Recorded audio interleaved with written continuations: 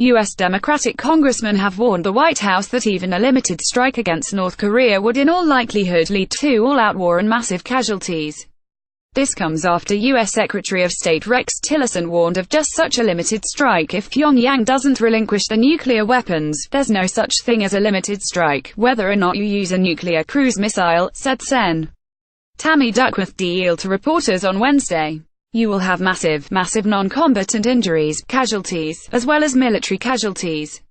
A lot of Americans don't understand that, and I don't think the president understands that from the way he tweets. Copyright Reuters, KCNA Duckworth, along with Rep.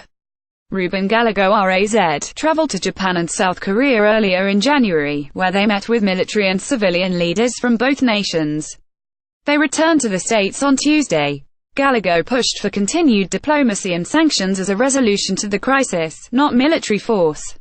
De-escalation of provocative words and acts by President Trump would be helpful, and continued pressure on Russia and China to fully implement our sanctions regime. Although they did not name Tillerson, Duckworth and Gallago's comments are a clear response to the words of the Secretary of State. Tillerson said on Tuesday that while the White House was continuing to seek a diplomatic resolution to the crisis that has ensorcelled the planet since April, the North had yet to show itself to be a credible negotiating partner. When asked about the possibility of a limited or strategic strike against North Korean nuclear sites, Tillerson replied, "We all need to be very sober and clear-eyed about the current situation." He added that North Korean missile tests were showing rapid advancement of their nuclear and missile programs and that the situation was quickly reaching a breaking point as a result. "We have to recognize that the threat is growing and that if North Korea does not choose the pathway of engagement, discussion, negotiation, then they themselves will trigger an option," he said. Republican Senator Lindsey Graham of South Carolina offered a different take. Speaking at the American Enterprise Institute, the influential senator said he was 100% confident that war was the last resort of the U.S. military. "I don't think you can surgically strike North Korea," Graham said. "When I say the military option is the last resort, I mean it, because thousands of people can be killed." However, he stressed the importance of not taking the option off the table. "I know there are some red lines in the president's mind," said Graham. "I know there are some red lines that our intel community believes exist. I'm certainly not going to share them publicly, but this is not an ill-conceived idea. When the moment comes is when their program matures and goes across these red lines."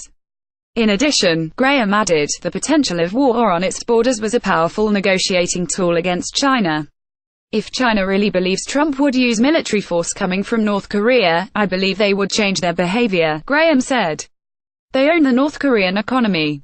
In addition to its burgeoning nuclear program, North Korea is believed to have between 2,700 and 5,500 tons of chemical and biological weapons, including anthrax, nerve gas, weaponized smallpox and cholera strains, blister, blood, and vomiting agents."